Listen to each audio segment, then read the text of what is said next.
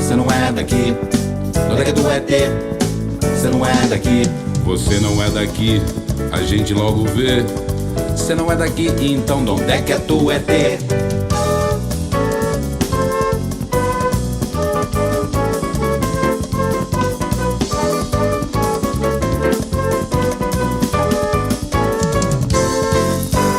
De que planeta que você veio? Será que lá todo mundo é assim tão feio? Afinal ET, me diga lá a que tu veio. De que planeta que você veio?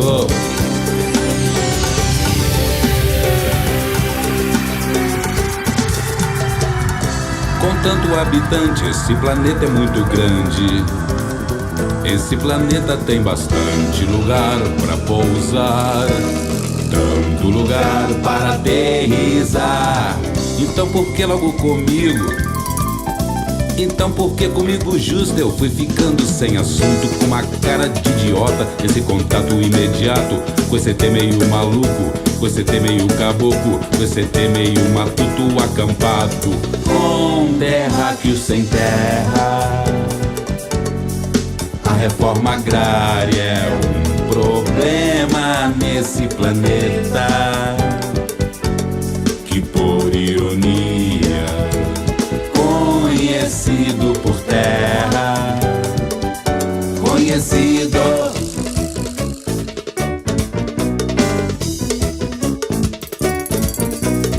Onde é que tu é ET? Você não é daqui. Onde é que tu é ET? Você não é daqui. Você não é daqui, a gente logo vê. Você não é daqui, então de onde é que tu é ET?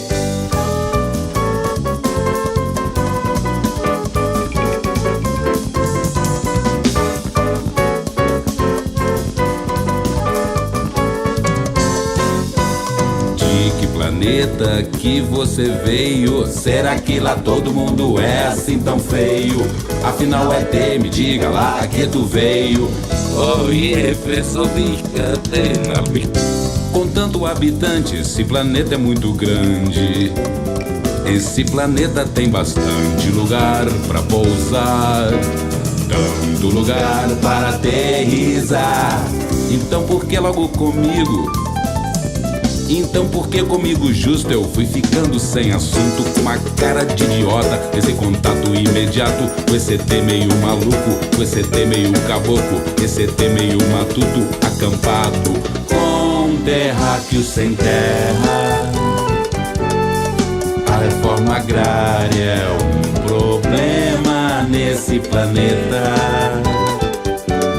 que, por ironia, conhecido por terra, conhecido por terra. E os terráqueos sem ela. A reforma agrária é um problema nesse planeta que, por ironia, conhecido por